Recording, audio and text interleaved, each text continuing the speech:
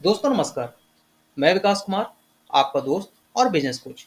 दोस्तों, फ्री व्यापार स्कूल में मैं हमेशा आपको नए नए बिजनेस आइडिया और नए नए बिजनेस टिप्स देता रहता हूँ। साथ में दोस्तों मैं ऐसी वीडियोस बनाता हूँ कि जिससे आपकी नॉलेज में हमेशा कुछ ना कुछ एडिशन होता रहता है। तो दोस्तों, ये वीडियोस हमारी नॉलेज के लिए ही हैं। अगर आप पेट्रोल पंप अप्लाई करना चाहते हैं तो ठीक है, नहीं करना चाहते हो तो एटलीस्ट आपको इसके बारे में पता होना चाहिए। ठीक है दोस्तों। तो दोस्तों, आज हम आपको बताने जा रहे हैं कि कुछ ऐसे पॉइंट्स हैं जिनका रेक्टिफिकेशन नहीं है। क्या है? List of non rectifiable deficiencies in the application. अगर आपके एप्लीकेशंस में कुछ ऐसी त्रुटियां हैं तो वो रेक्टिफाई नहीं होंगी, उनमें सुधार नहीं किया जा सकता है। तो ऐसे कौन-कौन सी त्रुटियां हैं, ऐसी कौन-कौन सी कमियां हैं जिनका आप सुधार नहीं कर सकते हैं? आइए इसको हम जानते हैं। दोस्तों, फ्री व्यापार स्कूल में मैंने ढेर सारे वीडियोस बना रखे हैं पेट्रोल पंप से रिलेटेड, आप उनको देख सकते हैं। चलिए दोस्तों, इस वीडियो को शुरू करें। इससे पहले आपसे रिक्वेस्ट है कि अगर आप चैनल पे नए हैं तो चैनल को सब्सक्राइब कर दीजिएगा, बेल आइकन को प्रेस कर दीजिएगा, जिससे मेरी आने वाली वीडियोस की नोटिफिकेशन सबसे पहले आपको मिल सके और नए नए बिजनेस आइडिया और नए नए एजुकेशनल वीडियो आपको मिल सके। चलिए दोस्तों, वीडियो को शुरू करते हैं। तो यहाँ पे देखिए दोस्तों, ये आपका जो है पेट्रोल पंप का एडवर्टीजमेंट का ब्राउजर है। उस ब्राउजर में ये 23 नंबर का एक है पॉइंट, जिसमें है list of non rectifiable deficiencies in the application. That is कि अगर कुछ ऐसे कमियां हैं जिनकी जो सुधारे नहीं जा सकते हैं, ठीक है, जिनका कोई भी वो नहीं है कि आप उसको सही कर सकते हैं। अगर आपने एक बार अप्लाई कर दिया तो कर दिया। क्या क्या है आइए इसको देखते हैं। The following deficiencies in the application form for retail outlet selection are not rectifiable and such application will be considered for further selection process।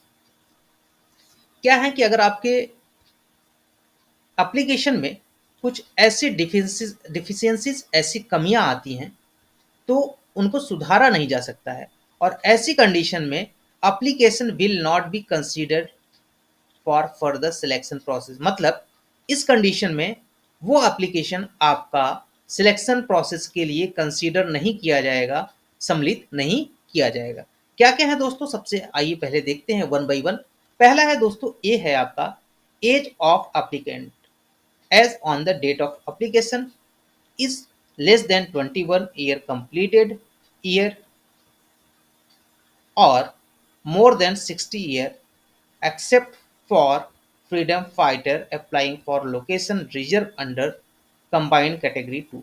इसमें क्या है दोस्तों कि जो भी अप्लीकेंट होगा, क्या है, the applicant age on the date of application is less than 21 completed year. मतलब जिस दिन अप्लाई कर रहे हैं उस टाइम तक उनका 21 ईयर से कम नहीं होना चाहिए, वो कंप्लीट हो जाना चाहिए, और मोर देन 60 ईयर से मतलब 60 साल से ज़्यादा नहीं होना चाहिए, एक्सेप्ट फ्रीडम फाइटर। ठीक है।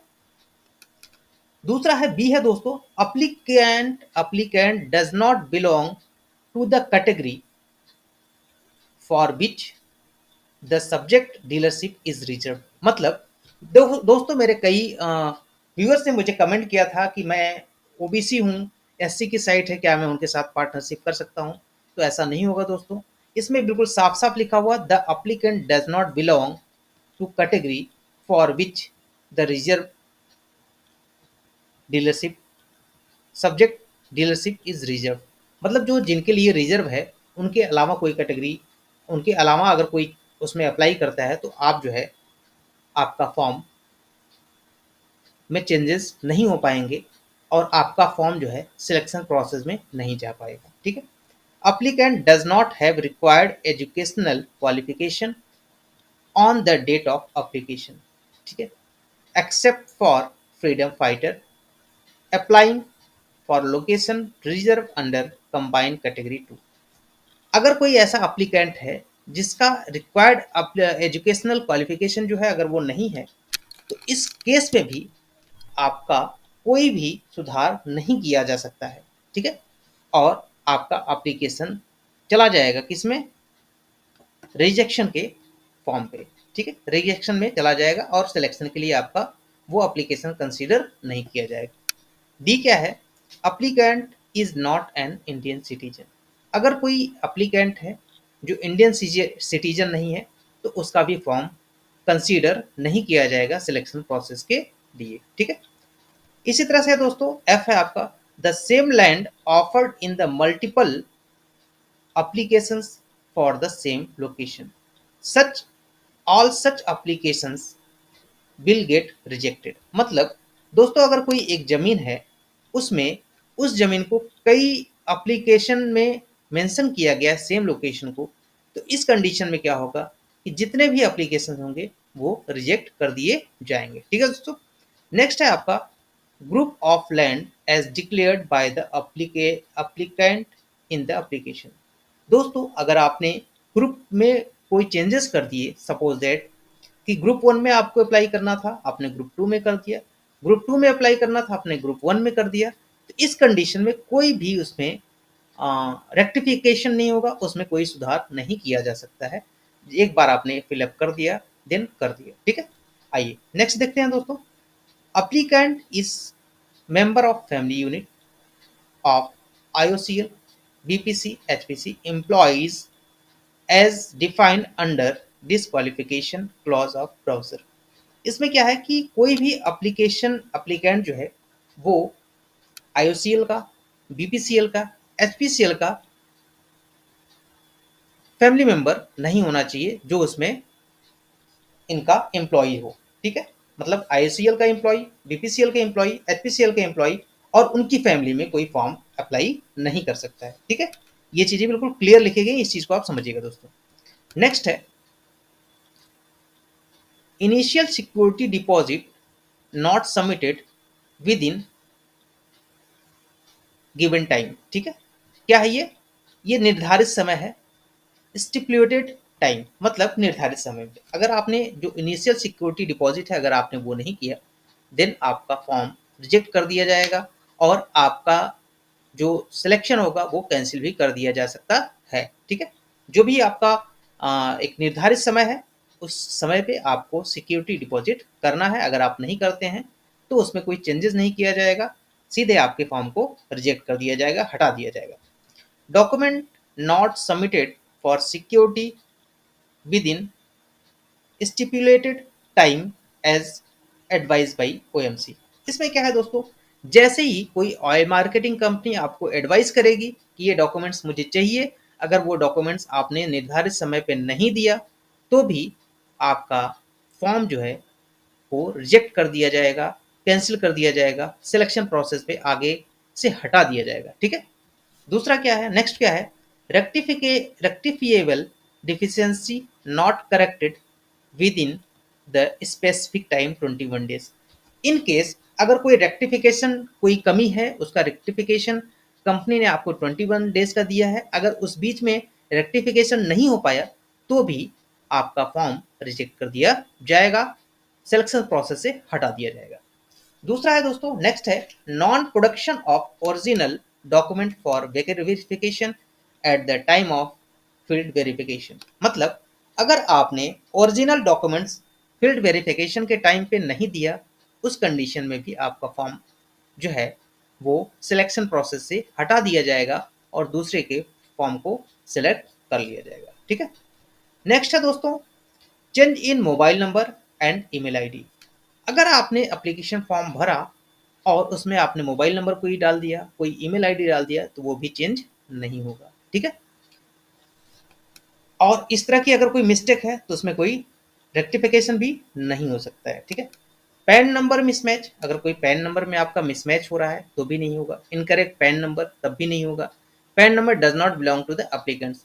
मान लीजिए किसी ने फॉर्म अप्लाई करते समय अपना पैन कार्ड की जगह दूसरे का पैन कार्ड डाल दिया, इस कंडीशन में भी इसमें कोई भी सुधार नहीं किया जा सकता है, सीधा सीधा आपका एप्लीकेशन रिजेक्ट कर दिया जाएगा। तो इसलिए दोस्तों फॉर्म भरने से पहले बहुत ही केयरफुली आप फॉर्म को अप्लाई कीजिएगा। अगर एक मिस्टेक हुई तो ये मान के चलिए आपका एप्लीकेशन कैंसिल। इस तरह से इनके टर्म एंड कंडीशन है और आप उसमें कुछ भी नहीं कर सकते हैं। ठीक है, नेक्स्ट क्या है, applicant could not produce certificate in support of eligibility criteria। Applicants जो है कोई भी ऐसा डॉक्यूमेंट्स नहीं बना सकता है जो उनकी खुद से डॉक्यूमेंट्स नहीं बना सकता है जो एलिजिबिलिटी क्राइटेरिया को पूरा करे। जो भी होगा वो किसी न किसी अथॉरिटी से बनेगी, मतलब जैसे पैन कार्ड है तो वो बनाएगा, सर्टिफिकेट है वो बनाएगा, ठीक है, एक उसका डिपार्टमेंट है वो बनाएंगे, ठीक है।